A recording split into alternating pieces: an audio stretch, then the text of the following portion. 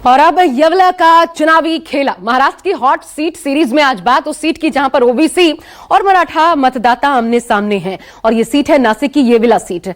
वो सीट जहां पर महाराष्ट्र के कद्दावर नेता छगन भुजबल की साख दांव पर है। भुजबल जो मराठा आरक्षण की मांग करने वाले जरांगे पाटिल को निशाने पर ले चुके हैं, वही भुजबल जो अलग से मराठा आरक्षण के पक्ष में नहीं दिखे। कहा जा रहा है कि 23 तारीख को उनका टेस्ट है। जिस मराठा और ओबीसी वोटर के दम पर वो अब तक जीतते आ रहे हैं, इस बार वो समीकरण बदलता नजर आ रहा है। अगर मतदान के दिन मराठाओं की नाराजगी दिखी तो येवला में तय है खेला हो सकता है। कैसे, देखिए ग्राउंड से हमारी स्पेशल रिपोर्ट।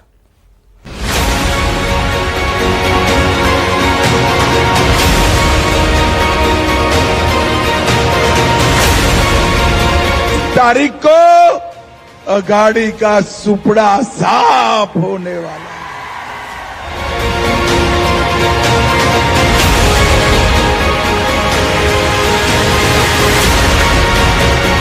तुम्हारे हक अगर किसमें है, तुम्हारी हिफाजत अगर किसमें है, तो बाबा साहब अम्बेडकर लिखा हुआ संविधान में है।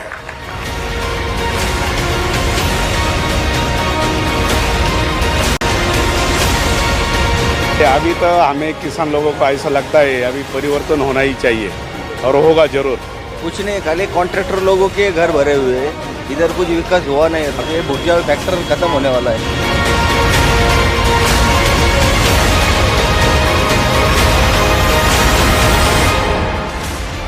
महाराष्ट्र चुनाव में महायुति सत्ता बरकरार रखने के लिए पूरा जोर लगा रही, तो वहीं एमवीए ताज वापस पाने के लिए दमखम झोंक रही। तारीख को अगाड़ी का सुपड़ा साफ होने वाला है। अरे शिवराय के महाराष्ट्र में महायुति की सरकार बनने वाली है। महायुति की सरकार, इसको भी मोदी के लोग बहुत मजाक उड़ाए। भाई राहुल जी जब लेके दिखाए उनको, अब भाई कोरे पन्ने हैं बोल के दिखे। ये कोरे पन्ने हैं, कवर लाल है भाई, अंदर तो जान है ना। महाराष्ट्र में विधानसभा चुनाव को लेकर सरगर्मी तेज हो गई। 20 नवंबर को महाराष्ट्र में मतदान होंगे और 23 नवंबर को नतीजे घोषित किए जाएंगे और उन नतीजों को अपने पक्ष में करने के लिए तमाम पार्टियां सियासी ताकत झोंक रही, क्योंकि इस बार यहाँ का चुनाव किसी रणभेरी से कम नहीं। इस बार यहाँ असली नकली का युद्ध, एक दूसरे के खिलाफ सत्ता की सियासत। इस बार महाराष्ट्र में 1 या 2 नहीं बल्कि 8 से 9 सियासी पार्टियां चुनावी मैदान में किस्मत आजमा रही। समाज और राष्ट्रद्रोही तत्वों को अपने गले का हार बनाने वाला महाअघाड़ी के नाम पर एक महाअघाड़ी गठबंधन भी कांग्रेस के नेतृत्व में आपके बीच में है। महाराष्ट्र विधानसभा चुनाव में सरकार किसी की भी बने, लेकिन असली फैसला शिवसेना और राष्ट्रवादी कांग्रेस पार्टी के 2 धड़ों में असली नकली होने का है। चुनाव आयोग ने भले ही शिवसेना जो शिंदे गुट है और एनसीपी जो अजित गुट है उसको असली करार दिया, लेकिन अपनी भागदौड़ से कार्यकर्ता और समर्थन से जनता ये तय करेगी कि कौन सा धड़ा असली पार्टी है। ऐसी एक लड़ाई येवला विधानसभा सीट पर भी, जहां वैसे तो अजित गुट वाले छगन भुजबल का दबदबा है, लेकिन दूसरी तरफ इस बार शरद पवार की पार्टी। ऐसे में यहाँ सिर्फ एक सीट की बात नहीं बल्कि यहाँ असली नकली की लड़ाई है, जिसे साबित करने के लिए दोनों पार्टियों ने पूरा दमखम लगा दिया। महाराष्ट्र का येवला विधानसभा क्षेत्र, राज्य के कद्दावर नेता और ओबीसी समाज के नेता छगन भुजबल की पहचान इसी विधानसभा सीट से है। साल 2004 से छगन भुजबल इस सीट से लगातार जीतते आ रहे हैं। न सिर्फ जीत बल्कि हर चुनाव में जीत का फासला करीब 50,000 वोटों के करीब। एक बार फिर से छगन भुजबल अपनी इस गढ़ को बचाने के लिए चुनावी मैदान में है, लेकिन इस बार छगन भुजबल की राह आसान नहीं लग रही। ऐसा इसलिए क्योंकि इस सीट से शरद पवार खेला करने में जुटे हुए। भुजबल का विधानसभा का रास्ता रोकने के लिए शरद पवार ने शतरंज की चाल चलते हुए ओबीसी समाज के भुजबल के सामने मराठा उम्मीदवार को चुनावी मैदान में उतारा। ऐसे में यवतमाल सीट पर लड़ाई बेहद रोमांचक और दिलचस्प हो चुकी है। 99 में सरकार बन गई एनसीपी की कांग्रेस के साथ और वहां पर भुजबल गृह मंत्री बने और पहला उन्होंने जो कॉल लिया था 2000 में, मुझे डेट भी याद है, करीब जुलाई का महीना था, 25 जुलाई के आसपास उन्होंने बाला साहब ठाकरे को अरेस्ट करने का एक आदेश जारी किया था। वो आदेश 92-93 के संपादकीय जो सामना अखबार है उसकी संपादकीय को लेकर था, क्योंकि एडिटर उस समय बाला साहब ठाकरे थे। और इस गिरफ्तारी के बाद शिव सैनिकों का गुस्सा इतना ज्यादा बढ़ गया कि वो भुजबल को और भुजबल के जो कार्यकर्ता समर्थक थे उनमें बहुत क्लैश हो गया था, बहुत राड़ा निर्माण हो गया था। और भुजबल ने यहीं से ये निर्णय लिया था कि अब मुंबई में उन्हें चुनाव नहीं लड़ना है, उन्हें ये चुनाव अपने गृह क्षेत्र, होम टाउन जहां वो पैदा हुए, नासिक की येवला सीट पर लड़ना है। और 2004 का चुनाव उन्होंने येवला सीट से लड़ा, नासिक से लड़ा, वो जीते और लगातार 20 साल से वो जीतते आ रहे हैं। ये भुजबल का मुंबई छोड़ने का सबसे बड़ा कारण। येवला सीट एनसीपी के छगन भुजबल लंबे समय से जीतते आए हैं, क्योंकि उन्होंने यहां पर ओबीसी समाज को जोड़कर उनके एक बड़े नेता का चेहरा बनकर कमान संभाली।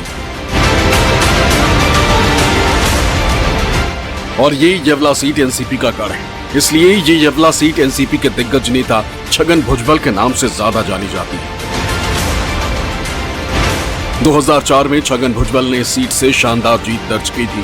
इसके बाद येवला सीट उनकी पसंदीदा जगहों में से एक बन गई। उन्होंने 2004, 2009, 2014 और 2019 का विधानसभा चुनाव इसी सीट पर जीता।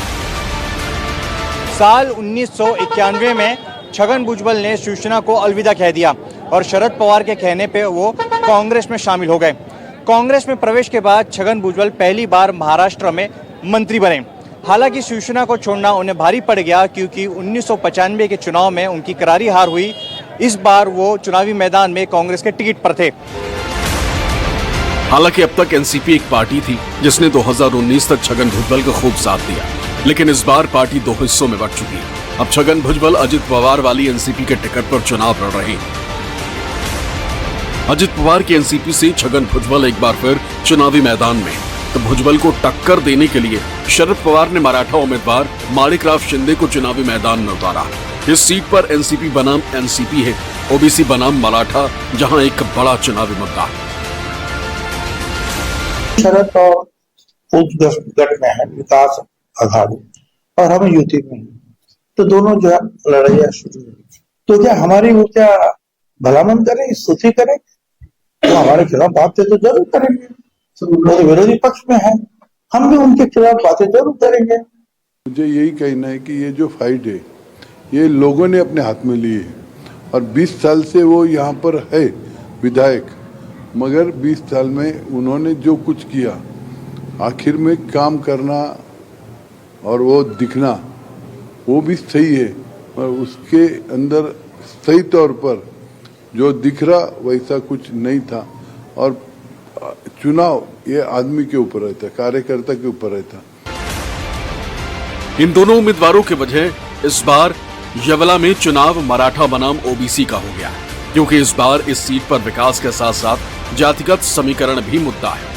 कभी इन सीट पर जातिवाद हावी नहीं थी, लेकिन इस बार है। ऐसा इसलिए क्योंकि मराठा आंदोलन के खिलाफ छगन भुजबल खुलकर विरोध कर रहे थे। एक तरफ जरांगे मराठा आरक्षण के लिए आंदोलन कर रहे थे, तो वहीं भुजबल ओबीसी आरक्षण बचाव आंदोलन कर रहे थे। इस दौरान मनोज जरांगे पाटिल और छगन भुजबल में खूब ठंड। इस सीट पर भी मराठा फैक्टर दिखाई दे रहा है। साल 2024 में 50% ओबीसी मतदाताओं ने महायुति को वोट किया, जो एमवीए के मुकाबले 11% अधिक है। पिछले कुछ महीनों में ये ध्रुवीकरण और बढ़ गया है, खासकर जिस तरह से उम्मीदवारों को चुना गया है, जिसके वजह से येवला सीट पर मराठा बनाम ओबीसी की तस्वीर साफ साफ नजर आ रही है। 3,15,000 जो है वोटर्स हैं इस मतदार क्षेत्र में, और जिसमें से 1,30,000 तकरीबन जो है मराठा मतदार हैं, जिसमें से 27,000 जो है मुस्लिम मतदार हैं। और यहाँ का जो पैटर्न वो चलता है कि माधव जिसे हम कहते हैं, माधव यानी माड़ी, व यानी वंजारी और म यानी ध यानी धनगर। तो धनगर समाज की यहाँ पर जो है तकरीबन 19,000 वोटें हैं। उसी तरह वंजारी समाज के अगर हम देखेंगे तो 22,000 वोटें हैं, और अगर हम देखेंगे तो माड़ी समाज की भी तकरीबन जो है 25 से 27,000 वोटें हैं। लेकिन इस वक्त ये जो युद्ध है, ये जो सामना है भुजबल वर्सेस शिंदे, ये मराठा विरुद्ध ओबीसी है। तो जरांगे फैक्टर जो है ये काफ़ी हद तक जो है यहाँ पर कारगर साबित होगा। भुजबल जब नासिक में अपनी जमीन मजबूत कर रहे थे तो उनके साथ माणिकराव शिंदे मजबूती से खड़े थे। माणिकराव शिंदे का परिवार शरद पवार के काफी करीब था और भुजबल के माणिकराव ने खूब मदद की। माणिकराव शिंदे भी राजनीतिक परिवार से आते हैं। उनके पिता विधायक रह चुके। 2004 में माणिकराव ने भुजबल के लिए प्रचार भी किया और 2004 में एनसीपी के टिकट पर भुजबल यवला से विधायक बने। हालांकि रिश्तों में खटास आ गई और 2009 के चुनाव में माणिकराव भुजबल के सामने शिवसेना के टिकट पर चुनावी मैदान में उतरे। हालांकि उन्हें हार का सामना करना पड़ा, लेकिन उनका दावा है कि इस बार वो भुजबल को परास्त करेंगे।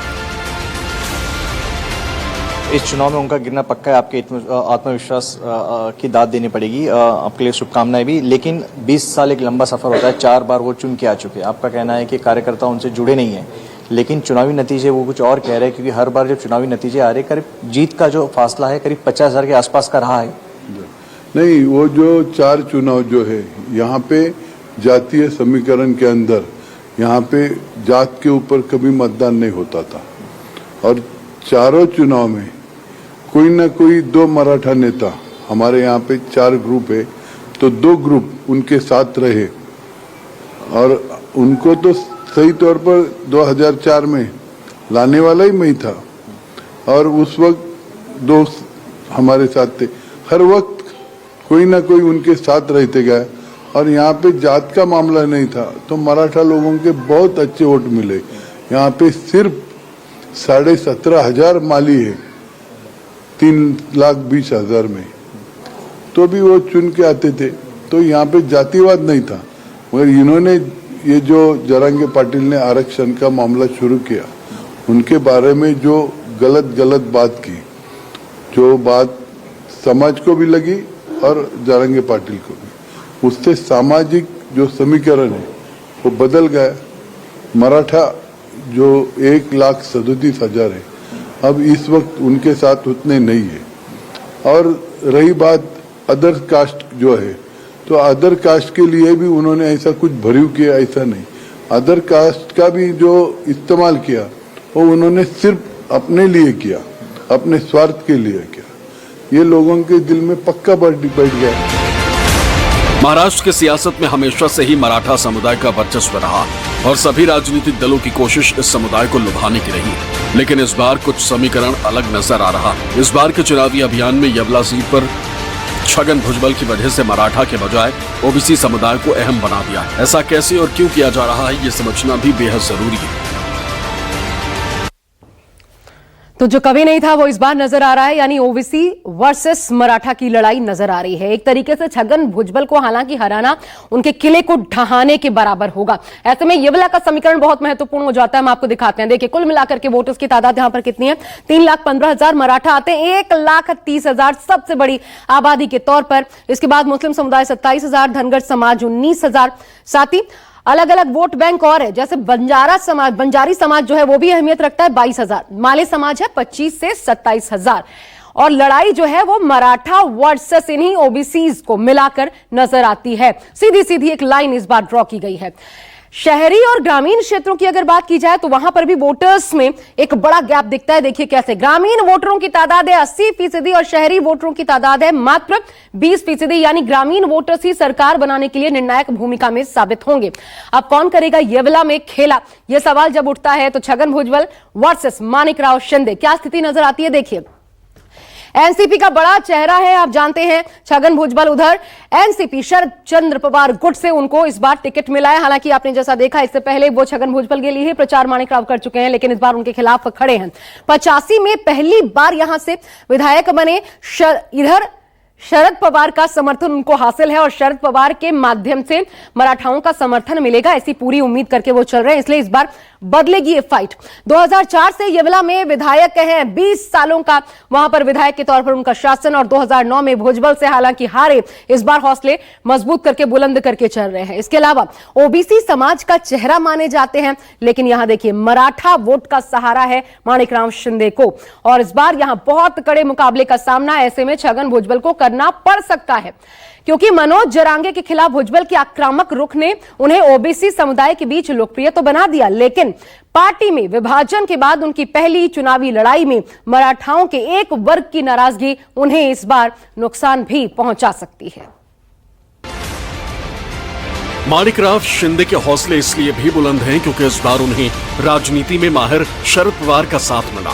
शरद पवार की ही पार्टी से वो चुनावी मैदान में हैं। शुरुआत में छगन भुजबल बाला साहब के बेहद करीबी और चहीते नेता थे, लेकिन बगावत के बाद बाला साहब ने भुजबल के लिए ऐसा जाल बुना कि भुजबल को मुंबई छोड़नी पड़ी।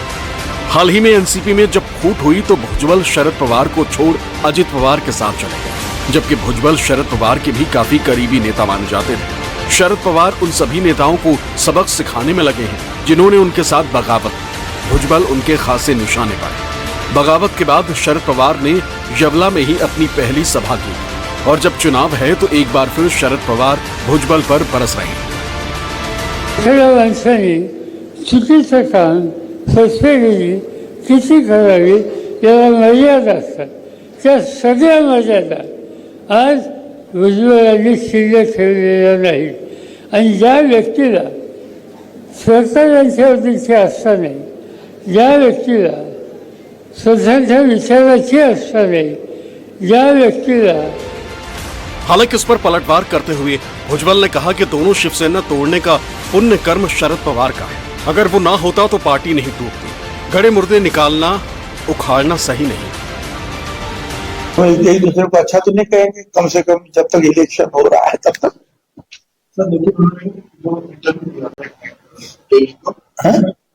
में इंटरव्यू दिया था जिसमें कहा गया था कि आपको सीएम बनाना था, लेकिन आपका हाँ तो मुझे नहीं बनाना तो मत बनाओ ना।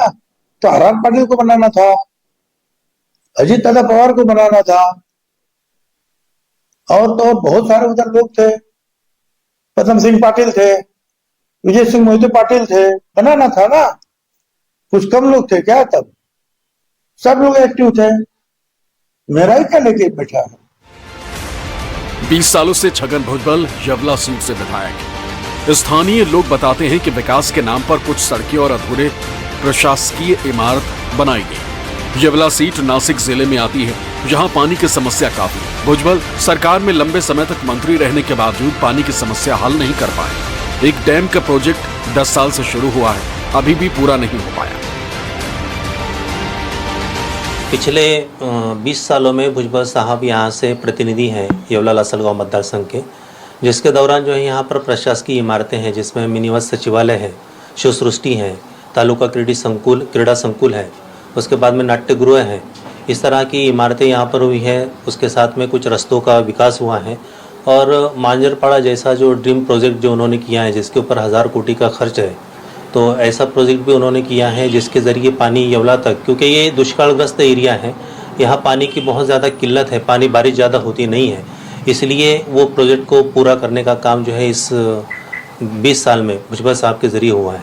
अभी तो हमें किसान लोगों को ऐसा लगता है अभी परिवर्तन होना ही चाहिए और होगा जरूर। क्यों होना चाहिए? क्या ऐसे काम इससे? ये ऐसी बात है, 2004 के टाइम सोयाबीन का रेट था 3000 या 3500 तक, लेकिन 20 बरस में वो रेट अभी 3500 से 40 तक हो गया और उसका खर्चा महंगा हो गया। 15-15 सुपला की बोरी उस टाइम आती थी 150 रुपये का, लेकिन अभी हो गई वो 1140 रुपये को। मतलब जो किसान लोगों को खत लेना पड़ता है उसका रेट दुगना नहीं हुआ, उसका 10 पट हुआ, और जो खेती में जो आता है उसका रेट खाली 2% बढ़ गया है। शरद पवार जी का फैक्ट्री काम करेगा यहाँ पे? हाँ जी करेगा। क्यों करेगा, कैसे करेगा? वो किसान के लिए काम करते, किसान आदमी के लिए। भुजबल साहब किसानों के काम नहीं करते? नहीं नहीं। क्यों ऐसा? ऐसे क्या नाराजगी है? बहुत नाराजी। अच्छा, अगर मैं विकास की बात करूँ, लोग कहते हैं कि सड़कें यहाँ पे बन गई है, आप क्या कहेंगे? आप येवला में रहते हैं। सड़कें थोड़ी बहुत सड़कें बनी, खेड़े पे जाओ सड़कें देखने पड़ेगी। अच्छा, ये सिर्फ तालुका या फिर शहरी इलाकों में सड़कें अच्छी या फिर ग्रामीण में कैसा हालत है? ग्रामीण में बहुत हालत बेकार भी।